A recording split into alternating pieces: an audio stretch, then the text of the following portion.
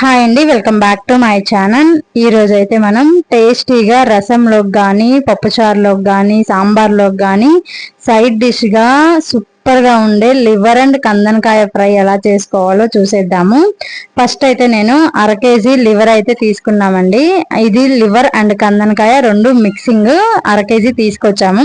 And వీటిని అయితే శుభ్రంగా పసుపు ఉప్పు వేసి క్లీన్ చేసేసుకున్నాము. అండ్ వీటిని క్లీన్ చేసేసుకున్న తర్వాత చిన్న చిన్న పీసెస్ గా కట్ చేసుకొని కొంచెం బాయిల్ అయితే చేసుకుంటున్నాను. అండ్ వీటిలోకి ఒక పెద్ద ఉల్లిపాయ అండ్ 4-5 పచ్చిమిర్చి చిన్న చిన్న ముక్కలుగా కట్ చేసి పక్కన పెట్టేసుకున్నాను.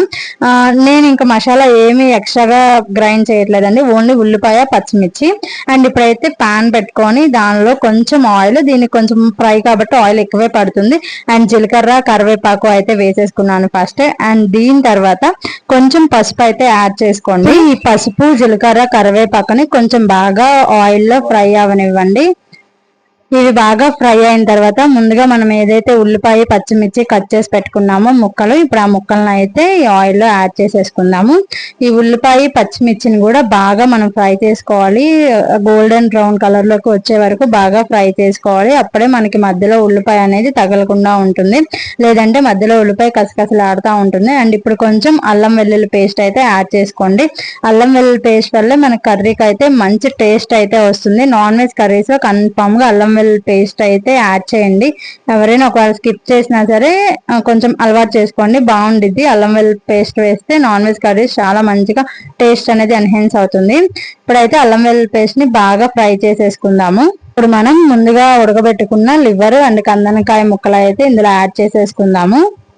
యాడ్ చేసుకొని అల్లం వెల్లుల్లి పేస్ట్ ఉల్లిపాయలు అన్ని మొత్తం బాగా కలిసేలాగా ఒకసారి అయితే మంచిగా కలుపుకుని మూత పెట్టేసుకొని ఒక్క 10 minutes ఆవిరికి ఉడికించాలి. అలా ఉడికించడం వల్ల మనకి అల్లం వెల్లుల్లి పేస్ట్ ఏదైతే ఉందో అది ముక్కకు బాగా పడుతుంది. అండ్ మీరు కరివేపాకు అన్ని ముందే వేసేసుకుంటారు కాబట్టి ఇంక మళ్ళీ వేసుకోవాల్సిన అవసరం లేదు.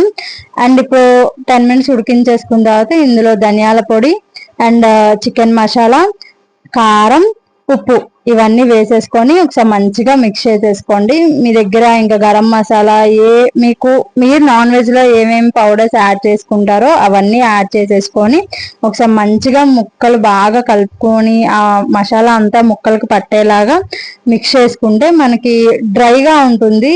ఇది వచ్చి రసంలోకి వాటిల్లోకి చాలా బాగుంటుంది. నా దగ్గర కొంచెం కసూరి మేతి ఉంది, అది కూడా నేను యాడ్ చేశాను. మీ దగ్గర ఉంటే యాడ్ చేసుకోండి, కొంచెమే, ఎక్కువ కాదు కసూరి మేతి, ఎందుకంటే మళ్ళీ చేదు వచ్చేసిద్ది అని చెప్పి కొంచెం యాడ్ చేశాను. చాలా అంటే చాలా బాగుంటుంది రసంలోనికి వాటికి. ముందుగానే మనం బాయిల్ చేసి పెట్టుకున్నాం కాబట్టి ఎక్కువ టైం కూడా ఏం పట్టదు, జస్ట్ ఒక 15 minutes లో అయిపోతుంది. మనం సిమ్ లో పెట్టేసి వదిలేసినా చాలు, మొత్తం అన్ని ఇంగ్రీడియంట్స్ వేసేసిన తర్వాత సిమ్ లో పెట్టి వదిలేసినా చాలు, ఆవిరికే అవి ఉడికిపోతాయి. ఆల్రెడీ మనం బాయిల్ చేసేసాం కాబట్టి ఏదో ఆ మసాలా అంతా పట్టాలి కాబట్టి మనం అలా కారం ఇవన్నీ పచ్చివాసన రాకుండా సిమ్ లో పెట్టేసి అలా వదిలేస్తే ఆవిరికే మంచిగా కుక్ అవుతాయండి. చాలా అంటే చాలా బాగుండిద్ది ఈ ఫ్రై అయితే.